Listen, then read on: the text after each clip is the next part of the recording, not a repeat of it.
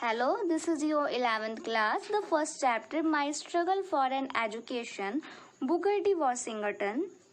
हमारा जो first chapter है स्ट्रगल फॉर एजुकेशन है और यह किस पे बेस्ड है, इनकी ऑटोबायोग्राफी पे, जो कि बुकर टी वॉशिंगटन नाम है इनका। Booker T Washington, a famous educationist of the United States of America, was born in a poor Negro family in 1856. His early life was full of difficulties and hardship. When he was 9 years old, he began working in a salt furnace and later in a coal mine. He heard about Hampton Normal and Agricultural Institute. As he was a man of iron will, he struggled hard to be educated.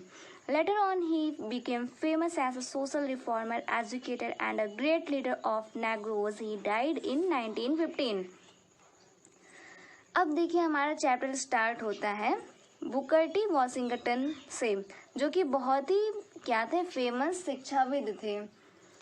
यह कहाँ के थे? यह America के United state में इनका जन्म हुआ था। कहाँ पे? नेग्रो फैमिली, जो कि बहुत ही गरीब थी। नेग्रो फैमिली में 1856 में इनका जन्म हुआ था। इनकी जो स्टार्टिंग की लाइफ थी वो बहुत ही परेशानियों और कठिनाइयों से गुजरी थी। जब ये 9 साल के थे तब ये नमक बनाने वाली कंपनी में और उसके बाद कोयले की खदान में काम करते थे। यहीं पर इन्होंने Hampton normal and agricultural institute के बारे में सुना था।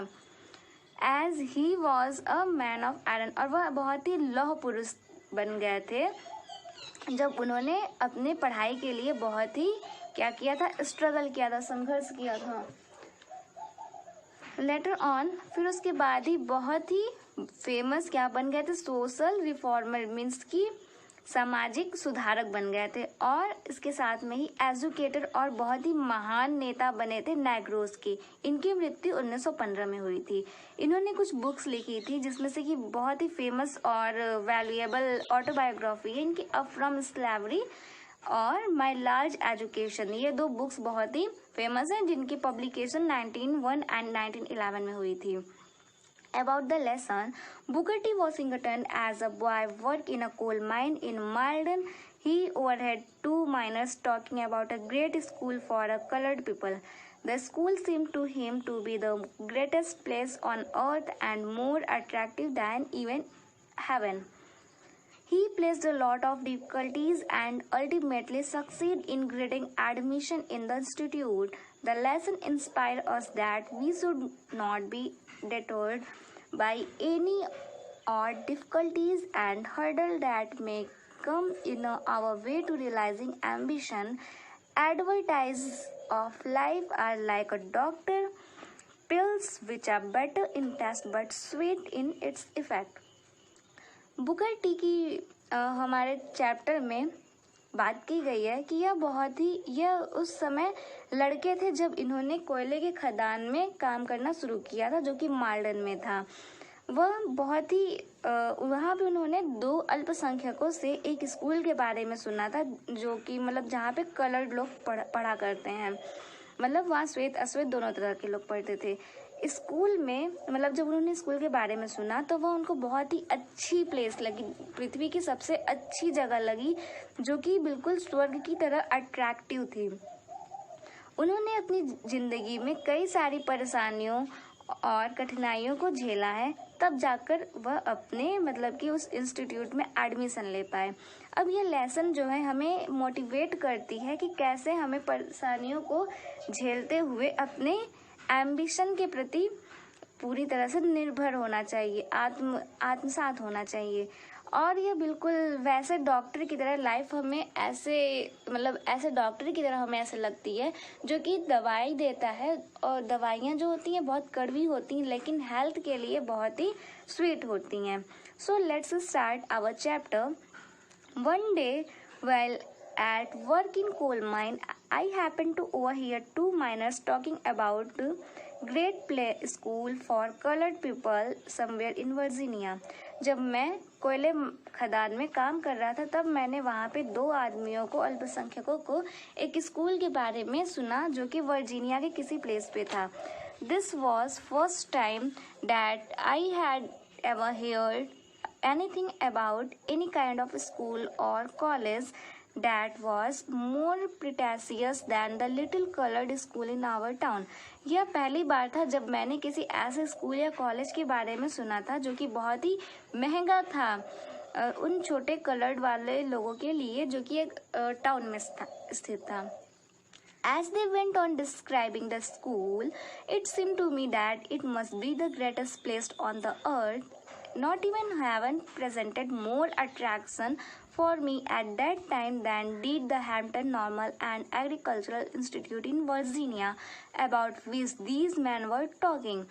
वो लोग स्कूल के बारे में डिस्क्राइब जब कर रहे थे, उसका वर्णन जब कर रहे थे, तब मुझे ऐसा लगा कि पृथ्वी पे उससे अच्छी, उससे शानदार जगह और कोई नहीं है. यहाँ तक कि उसके सामने मुझे स्वर्ग भी बहुत कम अट्रैक्टिव लग रहा था. जो कि कौन सा स्कूल था? स्कूल का नाम Hampton normal and agriculture institute था जो कि वर्जीनिया में स्थित था. अबाउट विच दीज मैन वर, जिसके बारे में वे आदमी लोग बात कर रहे थे.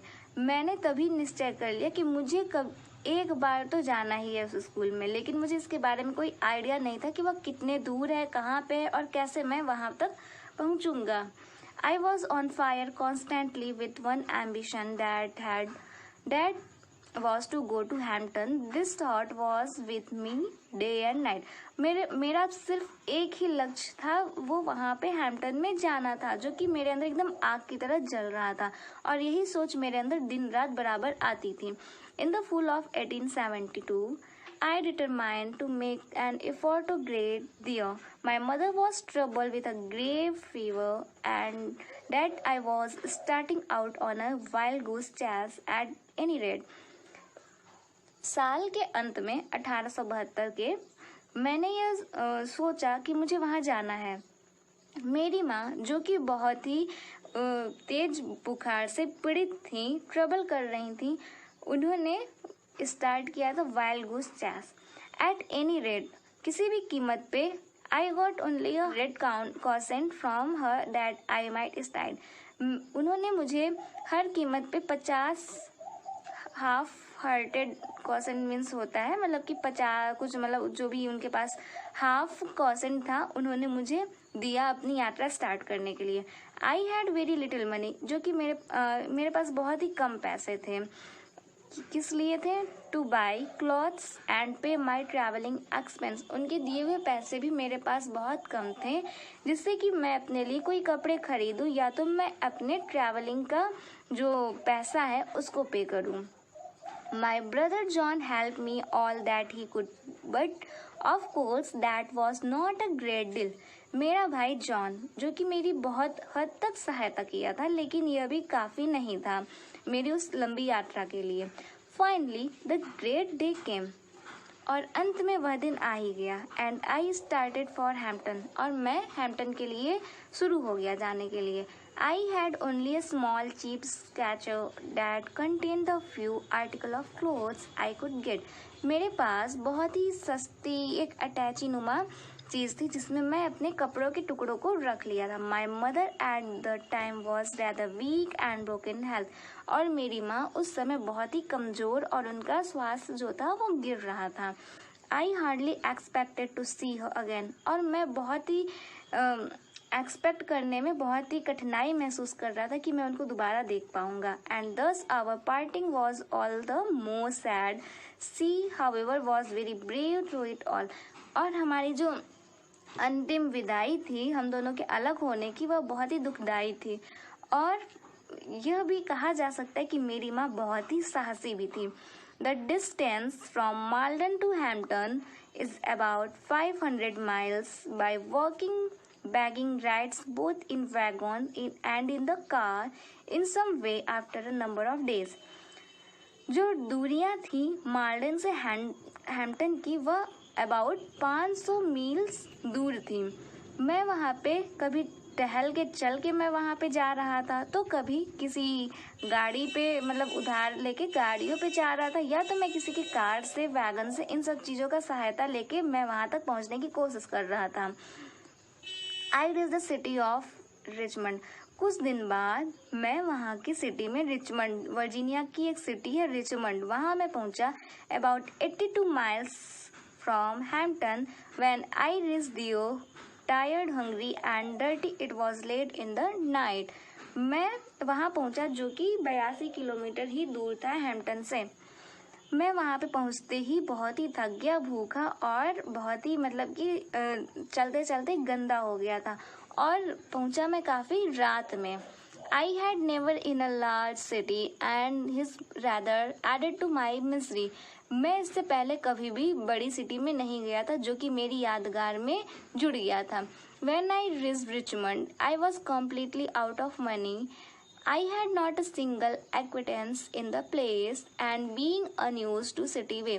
मैं रिचमंड तो पहुंच गया था लेकिन मेरे पास जितने भी पैसे थे सब कुछ ख़त्म हो गए थे। मैं वहाँ पे किसी भी जगह को जानता भी नहीं था प्रॉपरली और मैं वो सिटी मेरे लिए बिल्कुल ही अननोन थी, अनजान थी, अजनबी थी। I did not know where to go और मैं यह समझ नहीं पा रहा था कि मैं कहाँ जाऊँ। I asked eight several place for logging but they all wanted money and that was what I did not have. मैं बहुत सी जगह पे गया कि मैं कुछ मतलब कहीं रुक सकूं, लेकिन वो सभी इसके बदले में पैसा मांग रहे थे जो कि मेरे पास बिल्कुल नहीं था। And that was that I did not have, मेरे पास नहीं था। Knowing nothing else better to do I walk the street. कुछ भी नहीं जानने से अच्छा था कि मैं वहाँ के स्ट्रीट पर जाऊँ और टहलूँ। I must have walked the street till after midnight. At last I became so exhausted that I could walk no longer. I was tired. मैं वहाँ के रास्तों में स्ट्रीट पे आधी रात तक टहलता रहा, चलता रहा। फिर उसके बाद मैं बहुत ही ज़्यादा थक गया था। अब मेरे पास बिल्कुल भी मतलब चलने की हिम्मत नहीं थी। मैं बहुत ही ज़्यादा क्या हो गया था, थक गया था और बहुत भूखा था। मेरे पास अब एक भी मतलब कुछ भी नहीं बचा हुआ था, बिल्कुल भी हिम्मत नहीं बची हुई थी। Just about the time when I reached extreme physical exhaustion. और एक ऐसा समय आ गया जब मैं फिजिकली बहुत ही टायर्ड हो गया था। तब मैं I came upon a portion of street where the broad sidewalk was considerably elevated. फिर मैं एक सड़क के बहुत ही चौड़े वाले पार्ट पे आया जहाँ से लोग आ जा रहे थे, मतलब फुटपाथ पे आया। I waited for a few minutes. The street where the broad sidewalk was considered elevated. I waited for a few till I was sure that no passerby could see me, and then crept under the sidewalk and lay for the night on the ground with my stitches of clothing for a pillow. फिर उसके बाद मैं कुछ minute तक वहाँ पे wait किया, यह श्योर करने के लिए कि वहाँ से आने जाने वाले लोग मुझे वहाँ पे नहीं देख रहे हैं। तब जाकर मैं बगल में रास्ते में फुटपाथ के लेट गया और वहीं पे अपना ज़मीन पे ही रात अपनी गुजारी विथ माई स्टेचल ऑफ क्लॉथ। और जो मेरे कपड़ों के जो टुकड़े थे, जो गठरी थी, मैंने उनको अपना तकिया बनाया और सारी रात मैं वहीं पर उनकी आने जाने वाले लोगों के पैरों की आवाज़ों को अपने सर के पास सुनता रहा। The next morning I found myself somewhat refreshed, but I was extremely hungry as soon as it became light enough for me to see my surrounding.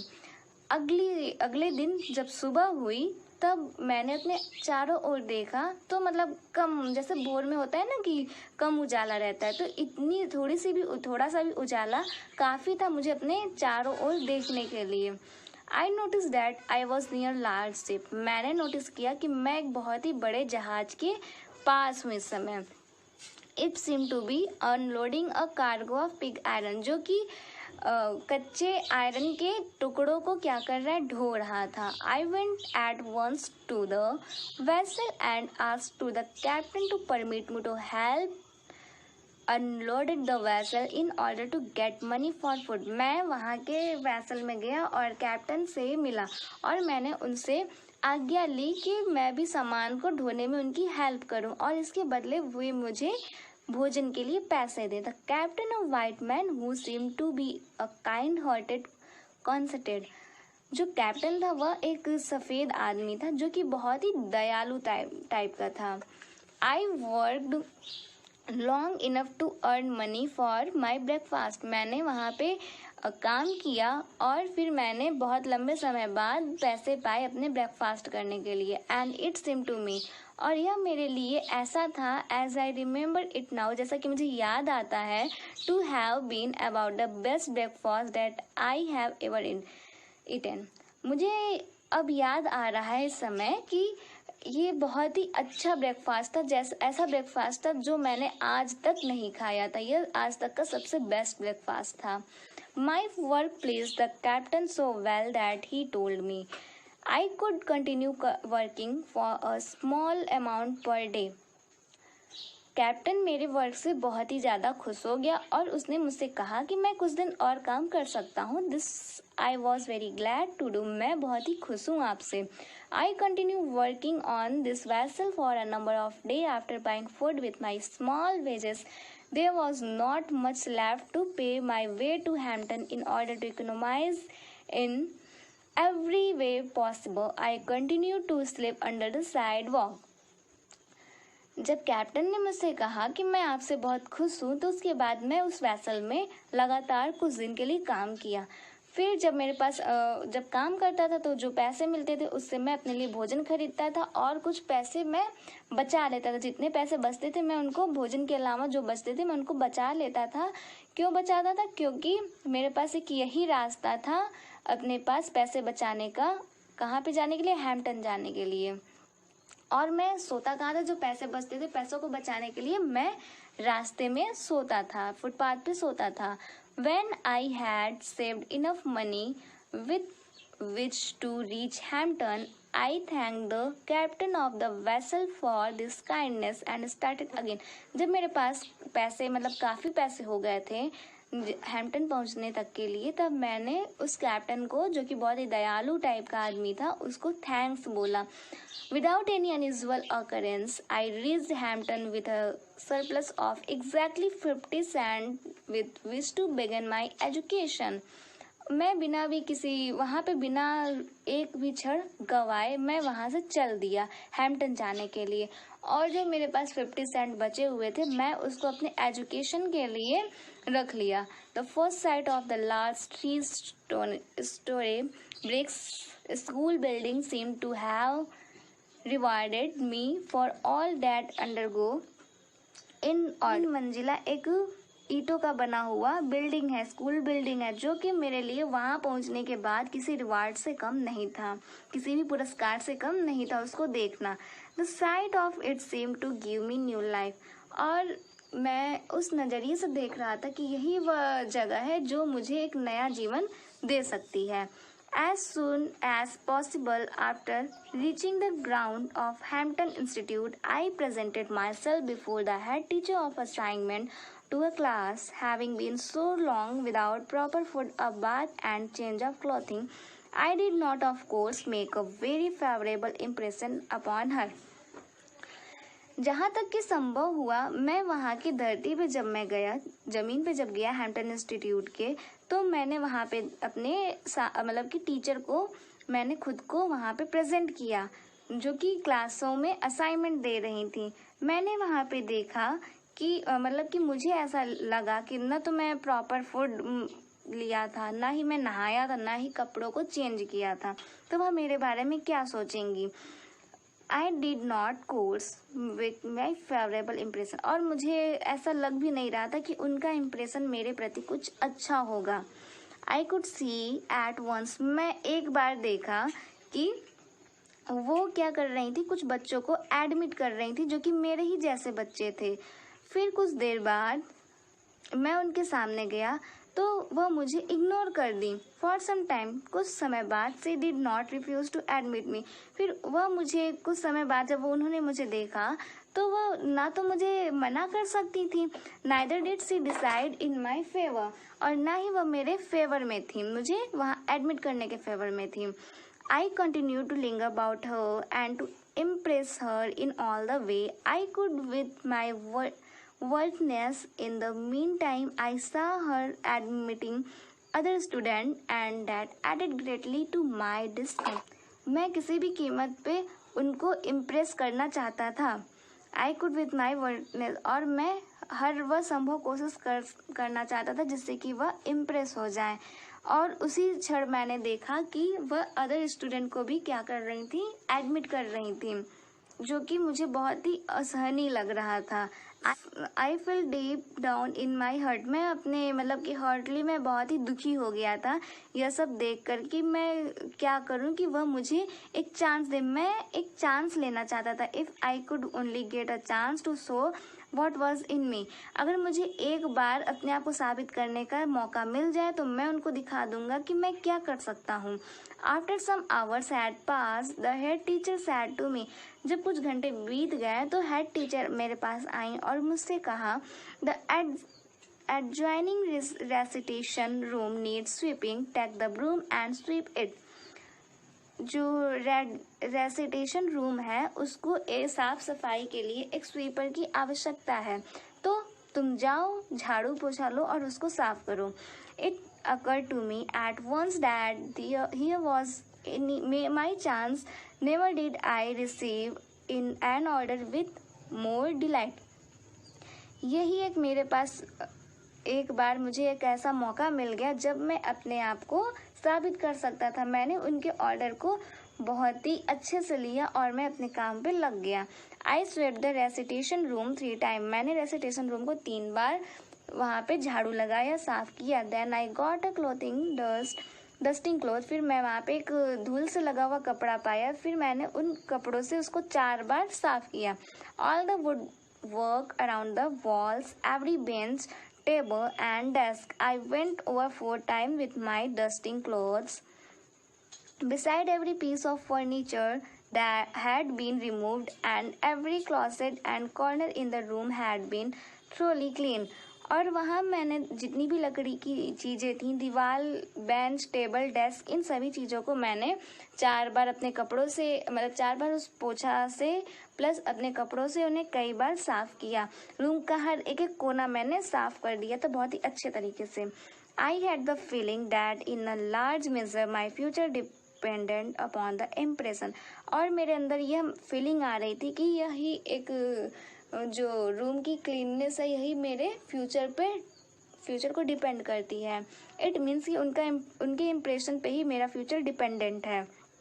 I made upon the teacher in the cleaning of that room, when I was through I reported to the head teacher, और मैं उन teacher को वह room एकदम अच्छे तरीके से साफ करके दिखाना चाहता था।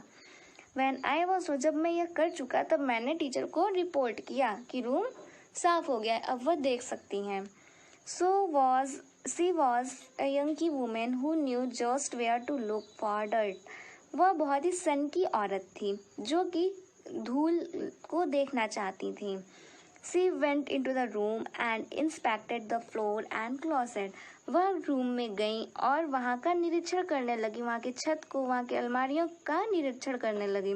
Then she took her handkerchief and rubbed it on the woodwork about the walls and over the table and bench। इसके बाद उन्होंने अपना रुमाल लिया और उसको टेबल और भी कई जगह जहाँ जहाँ वह टहली, दीवालों पे, बेंच पे, टेबल पे, हर जगह उन्होंने अपने रुमाल को रगड़ा, काफ़ी देर तक रगड़ा। When she was unable to find one bit of dirt on the floor or particle of dust on any of furniture, she quietly remarked, I guess you will do the enter this institution। जब वह enable हो गई, असमर्थ हो गई कहीं पर भी किसी भी छोर पे धूल का कण पाने में, गंदगी पाने में, तब उन्होंने मुझे बहुत ही क्वाइटली उन्होंने मुझे ये बताया कि मेरे हिसाब से तुम इंस्टीट्यूशन में आ सकते हो, इंटर कर सकते हो। I was one of the happiest soul on earth. मेरे हिसाब से मैं बहुत ही खुशनसीब आत्मा था उस अर्थ पे उस समय। The sweeping of that room was my college examination. कमरे को साफ करना ही मेरा कॉलेज का क्या था, एग्जामिनेशन था, मेरी परीक्षा थी। I have passed several examinations since then, but I have always felt that this was the best one I ever passed।